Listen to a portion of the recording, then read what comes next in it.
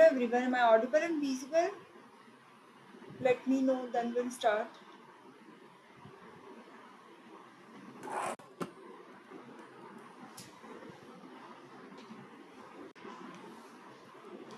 Am I audible and visible? Okay, fine.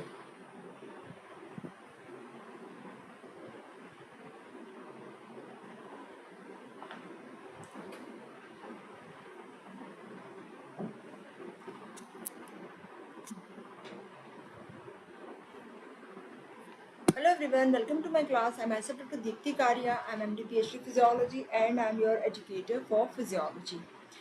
So today we'll continue our discussion regarding smooth muscle. Okay, now. Before starting the discussion, I would like to again remind you that if you wish to get soft copies of all my lectures, they're available on the application that is Vesalius. You can download this application from Play Store and you can subscribe to get the same. Okay? And if you wish to get hard copy, for that you can order on Flipkart or Amazon. That is available on both Flipkart as well as Amazon. Physiology notes that is available in hard copy. Fine. Now, so let us start with our today's topic.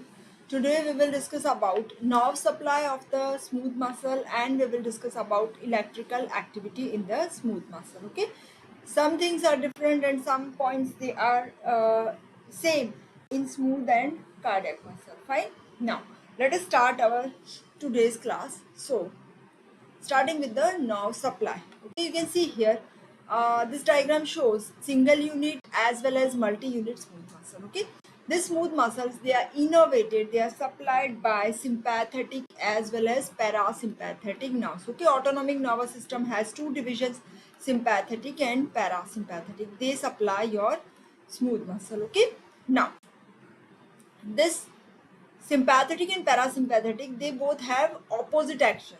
Okay, one causes contraction, then other causes relaxation. So another important thing here is whenever we are talking about autonomic nerves, in autonomic nerves there are ganglia. So fibers are preganglionic and postganglionic fibers. You can see here, this is the ganglion. If it is singular, it is known as ganglion. If it is plural, that is known as ganglia. Okay, so what is ganglion? It is collection of cell bodies outside, cell bodies of neuron outside the central nervous system. Okay, outside the central nervous system. Fine. Now, so you can see here, if we are talking about here that we have ganglion, so we have preganglionic and postganglionic fibers. You can see here, these are preganglionic fibers and these are postganglionic fibers. Okay, now so this preganglionic fibers, they relay on the ganglion, and postganglionic fibers, they start from the ganglion and they innervate the muscle. Okay, now this postganglionic fibers, you can see here that they form varicosities here. You can see slightly elevated parts. That is not like a neuromuscular junction in the skeletal muscle. They are not like a well developed neuromuscular junction like your skeletal muscle. But here we have beaded varicosity, beaded appearance. They are present. Okay, and these varicosities, they have neurotransmitter which is released. Okay, they are present at about 5 micrometer distance, 5 micrometer apart, and about 20,000 varicosities are present in one neuron. Suppose this is one neuron, so it contains around 20,000 varicosities. Okay, now in visceral smooth muscle, you can see here, this is postganglionic fiber and these are all the varicosities. You can see here, which releases neurotransmitter. Okay, so if we are talking about visceral smooth muscles, okay, parasympathetic, when we are stimulating parasympathetic nerves, there is stimulatory action, stimulation, okay, of that visceral smooth muscle, and sympathetic nerves, they cause inhibition of this visceral muscle. Okay, and in multi-unit smooth muscle, the actions are different depending on the site, okay, where it is located, whether the sympathetic or parasympathetic nerves are there. Okay, you can see in some organs activity is increased by sympathetic neurons and decreased by parasympathetic. But in some other neurons, opposite is the action. Fine. Now, so you can see here, this is multi-unit smooth muscle. You can see different varicosities, and these are single unit smooth muscles. Okay. Now, here in smooth muscle also there is like your neuromuscular junction. As we have discussed, in neuromuscular junction we have end plate potentials, okay, and action potential. So here also we have excitatory junctional potential. Now, what happens, what is this excitatory junctional potential? When the nerve fiber here, this is nerve fiber, when it is stimulated, there is depolarization, but the depolarization is in small amount. You can see here slightly depolarization, okay, and this slight depolarization is known as excitatory junctional potential. And when we are stimulating this nerve fibers repeatedly, this excitatory junctional potentials are summated, you can see, and they produce action potential. Fine. Now, one applied aspect here, when we are removing the nerve to the smooth muscle, what happens? Denervation, that produces, same like skeletal muscle, hypersensitivity. Okay, so the muscle, smooth muscle, becomes hypersensitive, become hyper responsive to the neurotransmitter.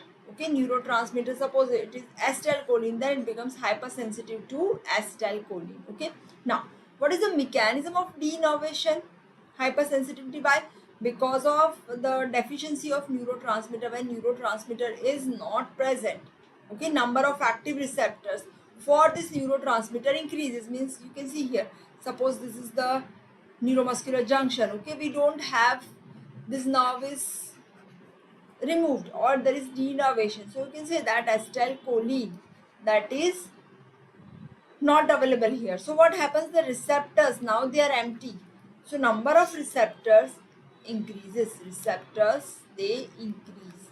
So you can say that this is known as upregulation of receptors. And because of upregulation of receptors, there is denervation, hypersensitivity. Fine. Now we'll discuss about neuromuscular junction, how it is there in smooth muscle. Okay, neuromuscular junction is not well developed like skeletal muscle. Skeletal muscle has well developed neuromuscular junction. Okay, so you can see here preganglionic, as we have discussed, and postganglionic neurons are there. As I told you, postganglionic neurons, they form varicosities. These are varicosities, okay, beaded appearance, okay, they are in close contact with the smooth muscle. Okay, now, so this postganglionic neurons, they divide in branches, okay, and they come in close contact with the muscle fiber.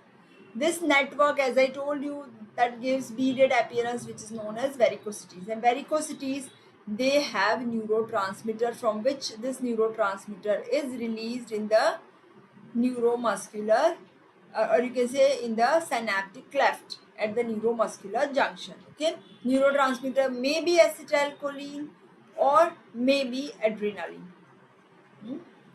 Okay, fine. Now, so you can see here, this is the same thing which we have discussed. Now there is no typical neuromuscular junction. Okay, varicosities, they release neurotransmitter in the interstitial space. Here you can see this is not the exact neuromuscular junction like skeletal muscle, but here there is a space in which neurotransmitter is released, and the junction between autonomic nerve and the smooth muscle, that is known as, this junction is known as neuroeffector junction. Okay, and this neurotransmitter diffuses to the muscle cell, and that is responsible for generation of action potential. And now this action potential will be spreading to the other muscle fibers through gap junction. You can see here, if it is single unit smooth muscle. Fine.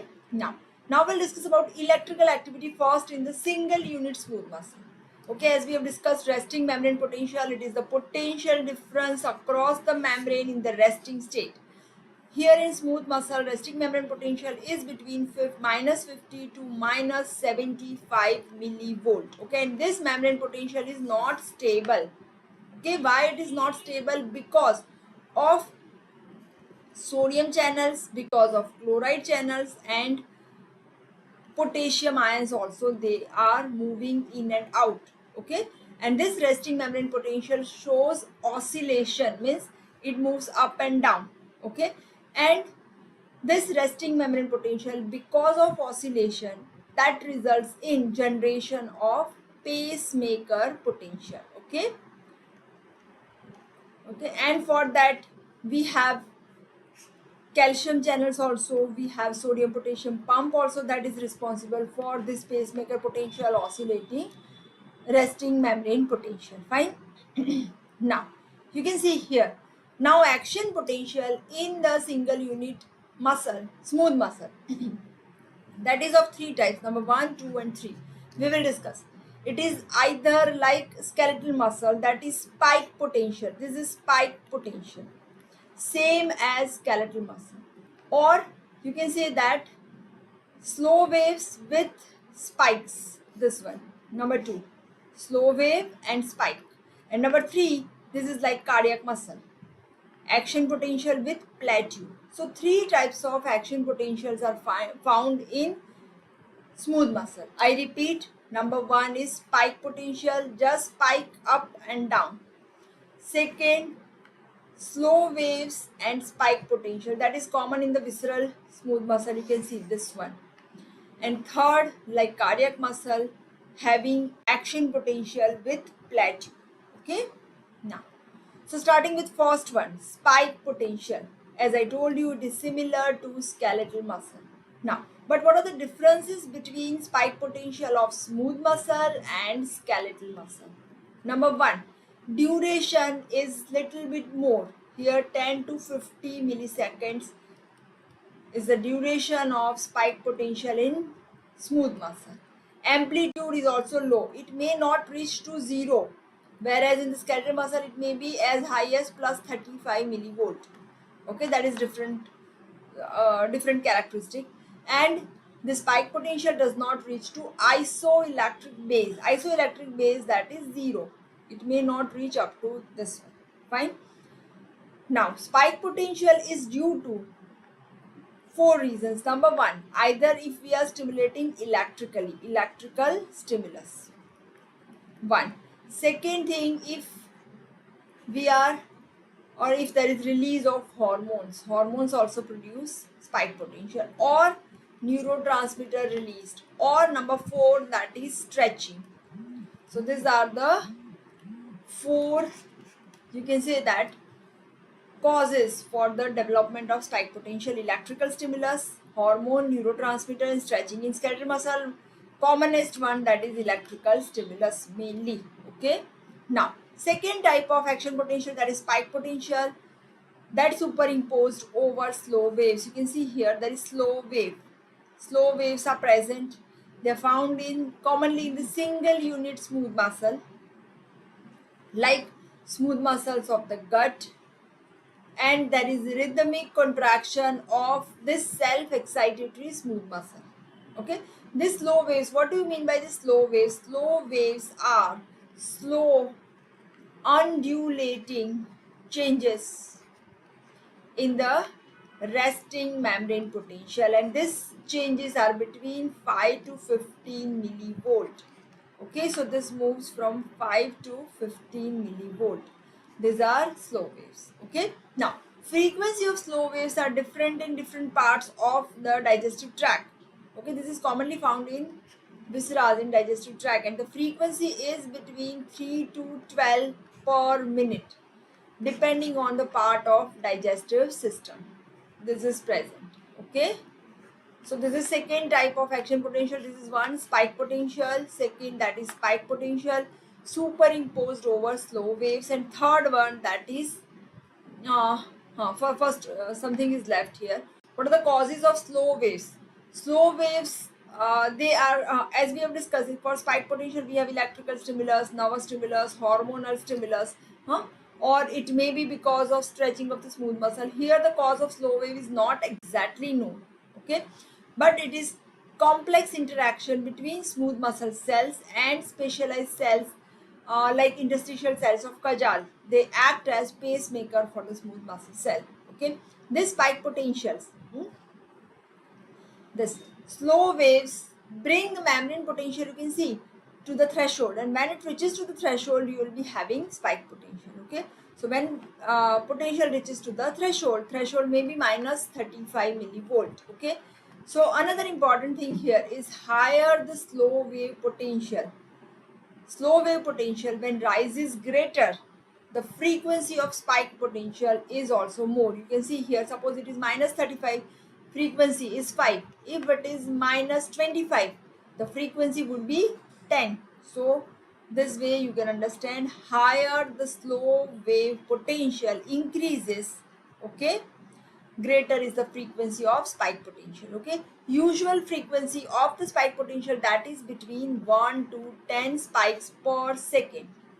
Okay, 1 to 10 spikes per second, and they are superimposed over the slow waves. Okay, duration of, this is the duration of spike potential in different tissues.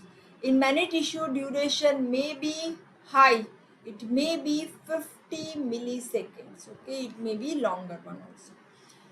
Third, that is action potential with plateau. This is similar to cardiac muscle. Okay, here this is found in some tissues, not only in the cardiac muscle but in some smooth muscles, like smooth muscles of the uterus, smooth muscles of ureter. We will find this kind of action potential with plateau. Unlike skeletal muscle, here you can see repolarization does not occur immediately. You can see this whole phase of plateau is the depolarization. So this depolarization phase is longer. It may be as long as 100 to 1000 milliseconds. Okay, and this is responsible for sustained contraction of smooth muscle. Because of this, there is sustained contraction of smooth muscle because of prolonged depolarization. Okay, now what are the ionic bases of action potential? As we have discussed, in skeletal muscle only sodium channels are responsible for depolarization, but here not only sodium channel, calcium channels are also there, and calcium channels are slow to open and slow to close. So these are calcium sodium channel or sodium calcium channels. They are slow to open and they remain open for a long period of time.